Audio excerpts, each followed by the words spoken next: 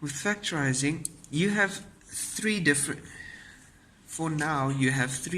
methods that you have to use for factorizing. The first and most important thing you have to be able to do is find the highest common factor, which means that you have to check in an expression or an equation, what can you take out for your first and second term. So your highest factor can be a number and a variable. For this equation, 3x is the highest common factor. If you take out 3x as your highest common factor, you have to remember that your highest common factor is divided away from each term. So 3x squared divided by 3x will only have x left. 6x divided by 3x will leave you with 2. As the expressions get a bit more tricky, it is important to remember, take it one step at a time. So you check first for each one. What do you have? 10xy squared minus 20x squared y plus 40x squared y squared z. To make it easier for yourself to recognize, rewrite your question and check. From there, you have 10xy for every part. So if you take out 10xy for your first term, you will be left with 1y. The one you do not show, you only have to show the y. For negative 20x squared y, if you divide it by 10xy, you will have negative 2x. And for 40x squared y squared z, if you take out your highest common factor, you will be left with 4x y z. This is the basics you need to know and apply for every type of factorizing. The next one we're going to look at is difference of squares. Difference of squares can only happen when you have two square numbers with a minus in between.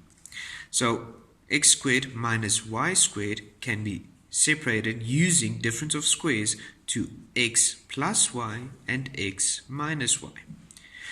The brackets will always have one positive, one negative, and then the numbers. Your brackets will be positive, negative. The way you write it does not matter. I find it easier to put the positive in front for future calculations where you may have to do difference of squares more than once.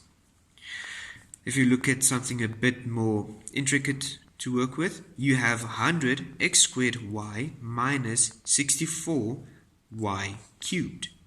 So you always check first, highest common factor, in this case is 4y.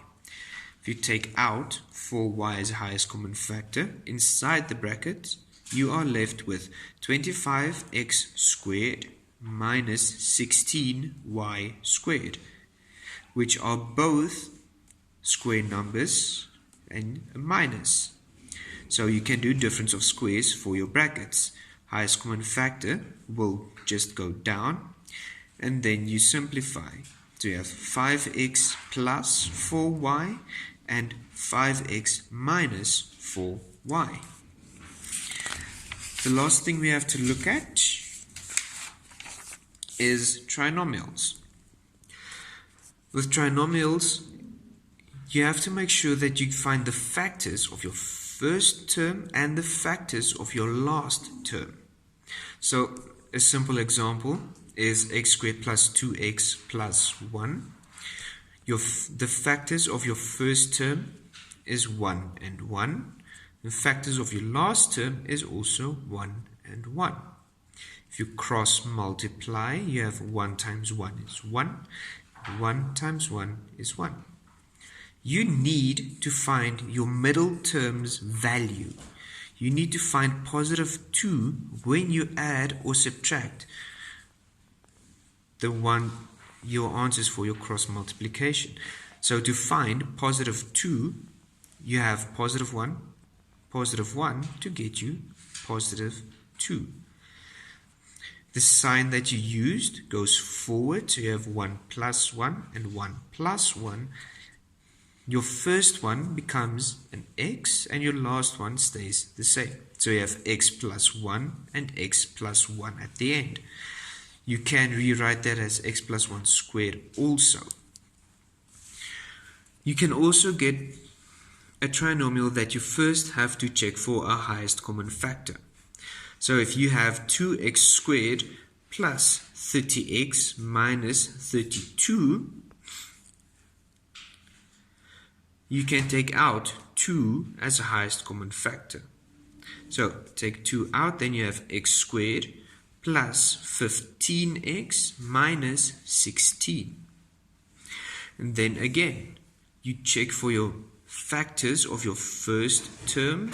So your factors of 1x squared is 1 and 1. For 16, you have to go and check and write down all the factors that you have. 1 and 16, 2 and 8, 4 and 4. Then you write the 2 you think will work at the back. So first one's factors goes first, last one's factors goes last. You cross multiply to get 1 times 1 is 1, and 2 and 1 times 16 is 16. Again, you want to get your middle term's value. You want positive 15. So for 1 and 16, to get positive 15, you have positive 16 and negative 1. For minus 1 plus 16. Your 2 stays in front. For your 2 separate brackets, the sign goes forward for the first one and the second one. So you have x minus 1 and x plus 16.